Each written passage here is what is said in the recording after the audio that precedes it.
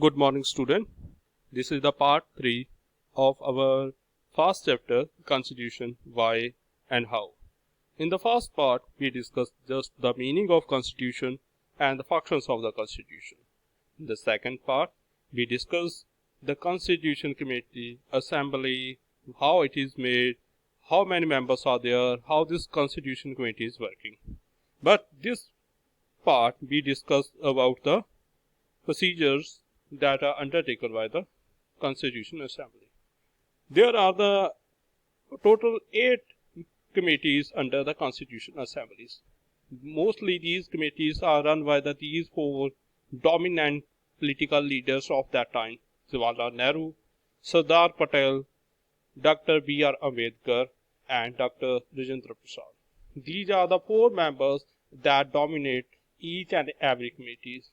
But there are some issues between these main political leaders of that time. Like there is a main conflict between the Jawaharlal Nehru and B.R. Ambedkar, because the Dr. B.R. Ambedkar believes that Congress and Jawaharlal Nehru, especially Mahatma Gandhi, do nothing about the scheduled class. They want that Congress party and the Gandhi families must do more than they are doing in that current time. So there are the conflict between these famous personalities of that time, but they work for the Indian Constitution. They left their personal conflict and try to make a best constitution of that time.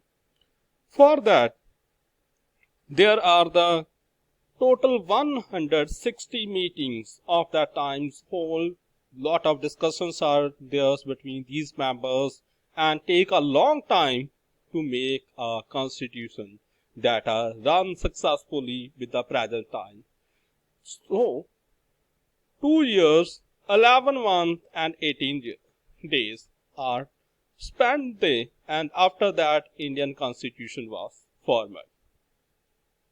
Now, the objectives of the resolutions that are declared by the Jawaharlal Nehru. Some of the features of that declarations are: he declared that India is now independent, a sovereign and a republic countries. Republic countries because India has its own head, that is a president of India. Sovereign because India is free to adopt any policy according to its own interest. India is free from the British Empire. Now, India is a union of states that are before run by the British government, and all parts of the British India territories are now under the control of Indian government, Indian union government. And the states who are willing to join the Indian union or Indian government, they are accepted. But the powers between the states and the centers should be divided. So, India have to follow its sovereignty, independence, and constitution for the welfare of India. These are the main features. There are some also about the declaration of the fundamental rights equal to for all, special works for the scheduled class or the Dalit peoples. There are also the points of that objectives of the resolutions of the declared by the Jawaharlal Nehru. Now, when the Indian Constitution was made, then some features they wanted to be in Indian Constitution. But there should be a long debate whether they should be the part of Indian Constitution or not. For example, there is a long discussions about should India have to adopt a parliamentary system or a presidential system, because that time Indians have a long experience for a parliamentary system, because British have to use the parliamentary system in India. They are also used that times in the British. So, mostly Indians wants that India should adopt the parliamentary system. But some of the members of the Constitution Assembly wants that India had to follow a presidential system that was run successfully in the United Nations or USA or America. So then they also want that India should adopt a federal system because India is a union of states. Then there is also a long discussions about the fundamental rights and the judiciary system. But then Indians constitution makers also wants to experience from outside of India.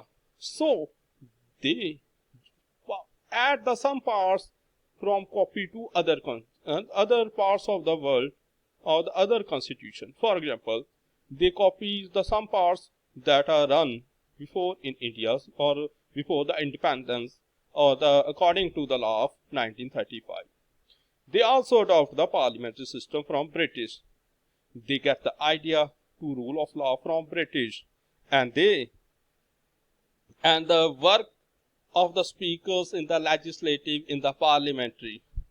The law-making systems was also get from the British government related to the fundamental rights and the judiciary to review and the powers of the judiciaries, the powers of the courts are copied from United States of America.